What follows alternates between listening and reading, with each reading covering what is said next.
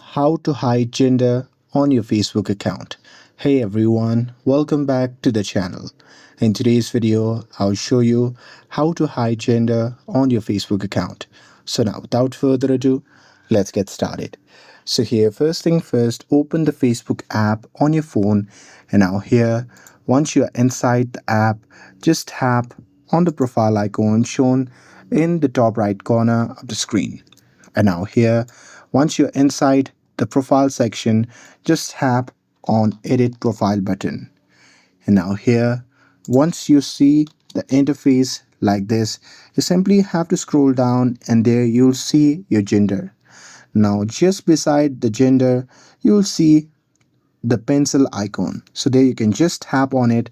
And now here, once you see the interface like this, you can just tap on the drop down arrow just under that gender option.